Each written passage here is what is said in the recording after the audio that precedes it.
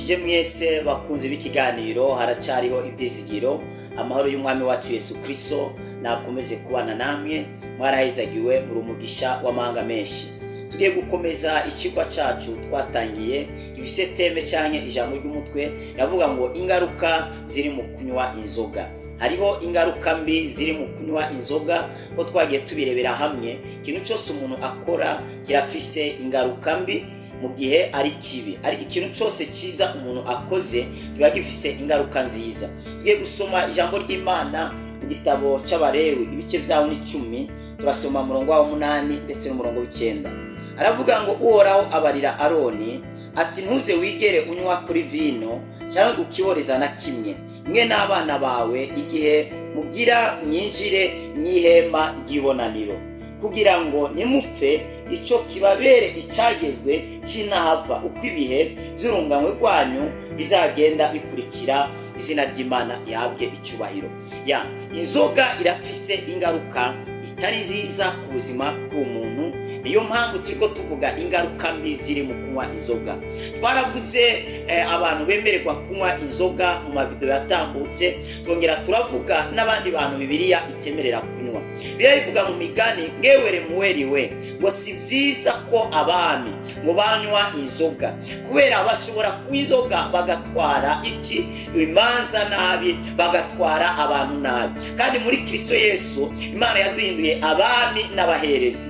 Turabami kandi tukaba abaherezi. Wibuke ko mubiri wawe ari inzu y'Imana. Imana ibwira Aroni ndetse n'umuryango we wose cyane n'abana biwe bose ko mu gihe bagiye mu nzu yayo, bagiye mu ihema ryayo gukora imirimo, badakwiriye kunywa inzoga kugira ngo ntibapfe ngo kuko bashobora kwinjira banyoye bagahava batwara amategeko y'Imana nabi cyangwa bakigisha Abisirayeli ibintu bitari byo bitewe nuko banyoye. Rero Imana ibabwira ngo icyo kibe icyagezwe kinahava, nimuze mwigere munywa inzoga mu gihe mugiye mu ihema ryanjye ry'ibonaniro kugira ngo mutahava mupfirayo. Hari abantu bamwe Bibiliya itigeze yemerera ko bakoraho, itigeze yemerera ko banywa bitewe n'igikorwa Imana yaba yarahaye ubuzima bwabo. Aroni yari umuherezi, natwe birivuga ngo Imana yaduhinduye abami n'abaherezi biciye muri Kristo Yesu. Biciye muri Yesu twahinduwe abami, twongera duhindurwa abaherezi. Turi abana b'Imana, twahindutse inzu y'Imana. Imana ntabwo iba muri urya rushengero musenga ngo dimashe rajya ahantu musengera samedi, ntabwo ari Imana iba. Imana iba muri twebwe, Imana ikorera muri twebwe. Imana izajya dukoranira dimashe kubera tuhari, Imana ihaza kubera tuhari, Imana ihakoranira kubera nabyo tuba twakoraniye. Nkuko birivuga ngo 2 batatu aho bazaba bari, Imana izaba iri hagati muri bo. Ahantu abantu 2 bakoraniye, Imana ibiri hagati mu buzima bwabo. Imana ishimwe cyane.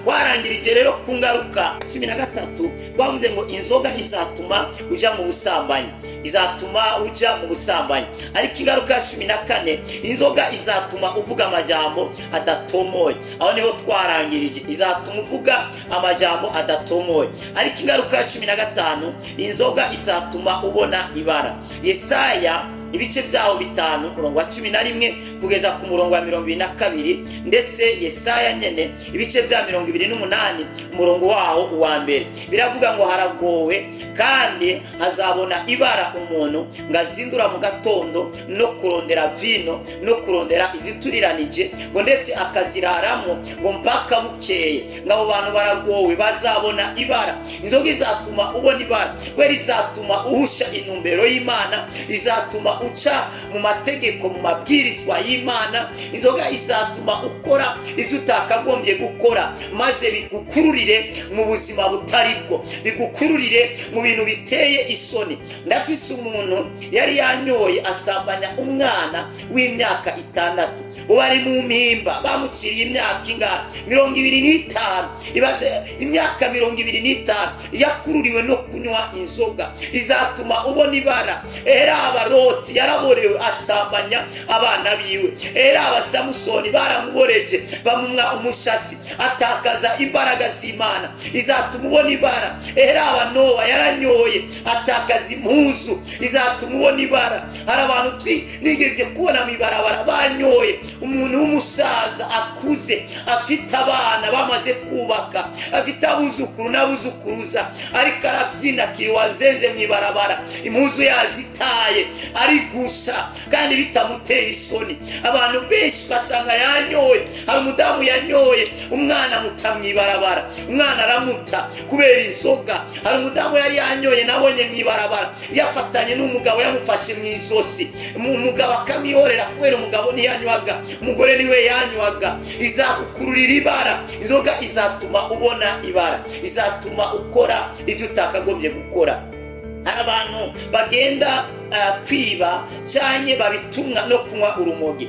Nigeze kumva babana bamwe baheruka kunyonga hano mu gihugu kibanyi cya Kongo, bigeze kunyonga abantu, bigeze kuza kwica abantu, ariko cyane cyane ugiye kumviriza bari abantu bishe bacira igihano cy'urupfu, ngo benshi babitumwa n'urumogi. Bari bafise umuntu abaronderera urumogi imbere yuko bagenda kwiba, bagenda kwica no kwiba abantu no gusahura abantu uko baribaga bakongera bakica. Bari bafise imipanga n'ibigwanisho, ariko imbere yuko bakora ivyo bintu bamaza kunywa urumogi. Bakanywa urumogi, bahezaga kunywa bumva bari furu, banyoye, abandi bakidroga n'ibindi bintu byo kunywa yamayoga kaze nyene. Ivyo bagaca babona kujya kwiba. Hari umuntu yigeze kujya gucomora televiziyo, abantu bariko bararaba, baza abantu bari muri salo bariko baraba televiziyo, umuntu acaragenda yibaza ngo nta bantu bari muri salo. Yari yanyoye urumogi, anywa na bya biyoga bimwe bikaze, aca yinjira mu nzu abantu bariko bararorera frema,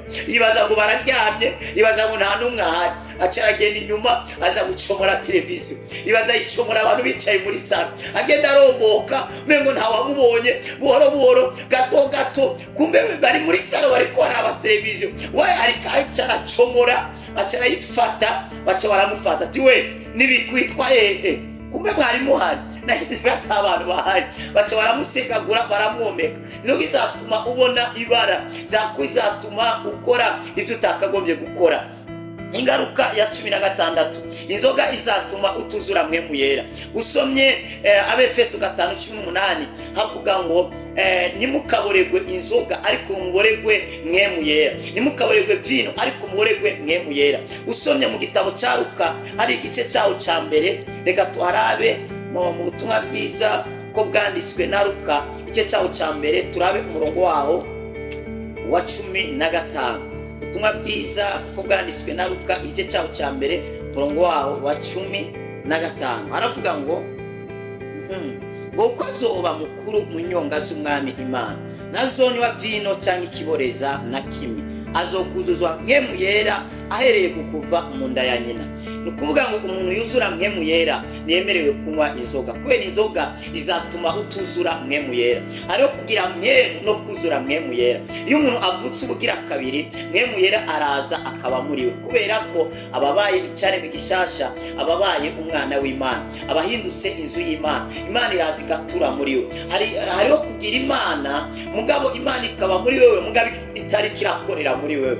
Mpemu w'Imana arashobora kuba mu muntu ariko atari we ariko arayobora uwo muntu, mugabo umuntu ariko ararongorwa n'ivyumviro vye n'ibitekerezo vyiwe. Mugo umuntu yuzuye mpemu yera naba gishobora kwikontrola, ni mpemu yera akontrola ubuzima bwiwe. Birivuga ngo abarongorwa na mpemu nibo bana b'Imana. Abantu bose ntabwo ari abana b'Imana, ariko abana b'Imana n'abantu barongorwa na mpemu yera. Kugira mpemu yera ni kimwe, no kuzura mpemu yera ni kindi, no kuyoborwa nawe ni kindi. Ya umuntu ashobora kugira mpemu yera ariko atari karakoreshwa nawe, atari ko arayoborwa nawe. Umuntu ashobora kuzura mpemu yera, ko umuntu yuzuye mpemu yera ntaba gishobora kwikontrola, abameze nk'umuntu yaborewe inzoga. Kurya umuntu yaborewe agenda aradandabagirana hirya no hino, niko n'umuntu yuzuye mpemu yera ataba gishobora kwikontrola, ahubwo mpemu yera iyo yamaze kuzura mu muntu ntaba gishobora kwikontrola mu vyakora, ahubwo mpemu w'Imana niwe ayobora ubuzima bwiwe. Birambwira ngo Samusoni iyo mpemu yera yamuzaho kabushungu, kubera Samusoni ntabwo yamana na mpemu yera. Oya, mwemu yera yamuza ko rimwe na rimwe akamugwaho ka bushungu. Rero iyo yamugwagaho niyo mpamvu yateruraga ivyuma, yashobora kwica abantu n'ibihumbi 10, yashobora gukora ibintu bikomeye kubera ko mwemu yera yaba yamujemo. Ariko mu isezerano rishasha mwemu w'Imana natuzaho ka bushungu, twaramuhawe, aba muri twebwe, agendera muri twebwe, kandi igikorwa afise mu buzima bwacu ni igikorwa cyo kuyobora ubuzima bwacu no kuburongorera mu vy'Imana yateguye. Yesu yavuze ngo uwo mwemu azabayobora abashitse gukuri kose. Ari ukuri pasiteri atokwigisha, ari ukuri apotre atokubwira, ariko mwemu w'Imana azakurongoreramo. Niyo mpamvu ari abapasiteri bamwe ari ukuri batavuga, ariko mwemu w'Imana azakuyoborera muri uko kuri kose. Niyo mpamvu umukristo akwiriye kunga ubucuti n'imigenderanire hamwe na mwemu yera, kubera mwemu yera twaramuhawe n'umuyobozi wacu. Birivuga ngo abarongorwa nawe nibo bana b'Imana. Turabona rero ivuka ry'umukozi w'Imana yitwa Yohana. Yabujijwe iki? Yabujijwe kunywa vino, ndetse na nyina umutwaye inda nawe abuzwa kunywa vino. Bisigura ngo nyina birashoboka ko yayinywa, n'abandi bantu bo muri ico gihe barayinywaga kandi ntacyo byari bitwaye. Mugabo Yohana arabuzwa kunywa inzoga, kunywa vino, ngo kubera ko azuzuzwa mwemu yera akiva mu nda. Niyo mpamvu umuntu yuzura mwemu yera ntiyakagombye kunywa inzoga. Hari abapasiteri bayejeje, hari n'abapasiteri bazinywa, ariko kimwe umuntu yuzura mwemu yera nakwiriye kunywa inzoga, nakwiriye kubatwa n'inzoga, kubera ko igikorwa inzoga ikora mu buzima bw'umuntu nico gikorwa mwemu yera yaje gukora mu buzima bwacu. Ingaruka ya 17 ariyo ngiye kurangirizaho, ya 17. Inzoga izatuma utaja mu bwami bw'Imana. Inzoga izatuma utaja mu bwami bw'Imana, irashobora kuzatuma utinjira mu bwami bw'Imana. Kadusoma abigalatiya, turabe icete Paul yandikiye abigalatiya ibice vyaho ni 5. Reka turaho umurongo wa 21. Aravuga ngo igono, kuboregwa, kudandahirwa n'ibindi bene ivyo ndabibaburiye nk'uko nabibaburiye kera, yuko abakora ibisa bityo batazoragwa ubwami bw'Imana. Ahantu reka ndahasubiremo, havuze ngo igono, kuboregwa, kudandahirwa n'ibindi bene ivyo ndabibaburiye nk'uko nabibaburiye kera, yuko abakora ibisa bityo batazoragwa ubwami bw'Imana. Paulo ariko aravuga ngo abantu bakora ibisa bityo ntibazoragwa ubwami bw'Imana. Paulo yigeze kubwira Timoteyo uko umuzezi wa shengero akwiye kuba umuntu w'inyangamugayo, ngo ntabe umunoho wa vino, ntabe ari umuntu yatwawe n'inzoga. Abakozi bose bo kwishengero Paulo yavuze ngo bo ntibakwiriye no gukoraho, ntibakwiriye kunywa, bakwiriye kuba abantu b'inyangamugayo babere icitegerezo abantu. Aha rero Paulo ariko avuga abwira ishengero ry'abigalatiya, avuga ngo abantu banywa inzoga, baboregwa, badandahirwa, abo bantu ngo ntibazoragwa ubwami bw'Imana. Kudandahirwa, umuntu ashobora kudandahirwa atanyoye inzoga, akadandahirwa mu majambo avuga cyangwa mu bintu akora. Ariko kuboregwa, umuntu ashobora no kuboregwa no kunywa inzoga.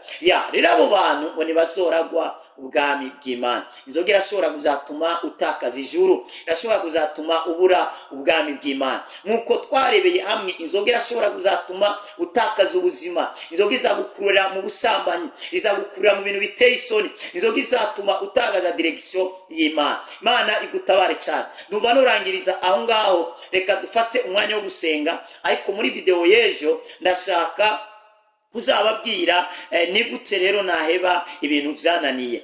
Ejo tuzavuga muri video ikurikira ni gute naheba ibintu byananiye. Birashoboka gufite ibintu byakunaniye, shobora kuba ari inzoga, ari tabi, ari ubugoro, ari ubusamanya, ari indi ngesi ariyo yose. Ariko muri video tuzatanga ubutaha tuzababwira ni gute rero umuntu yaheba ibintu byamunaniye. Bishoboka ko ari kwisambanya, bishoboka ko ari ingesi ariyo yose ariko itari nziza kandi yamaze kugira imbata. Kenshi warafashe ingingo biranka, ariko tugomba kuzaba ndababwira ni gute rero natandukana na kino kintu. Imana ibaho umugisha. Data mu izina rya Yesu turagushimiye kubw'ijambo ryawe. Ndasenga umwene data yaje kumva ijambo ryawe, reka rizari impinduka mu buzima bwe. Abagoye nibakire, ababoshe babohoke, abari bafise inyota y'inzoga, y'itabi, y'urumogi, y'ubugoro, y'ubusambanyi n'ibindi byaha bitandukanye, ndasenga ngo inyota ibavemo maze bakire inyota y'ijambo ryawe, bakire inyota yo gusenga, bakire inyota yo guhagarara mu nzira nziza no gukora ibikwiriye nibibereye mu izina rya Kristo Yesu, amen. Mwarahezagiwe cyane. Niba ari rya mbere ukurikiranye kino kiganiro kuri haracari Vyizigiro TV, urashobora kugira subscribe cyanye wongere ugire na partage ku bandi. Imana iguhe umugisha. Wifuza gusengerwa cyangwa ari kibazo ufise, WhatsApp yacu ni +257 65 9 86 540. Mwarahezagiwe cyane.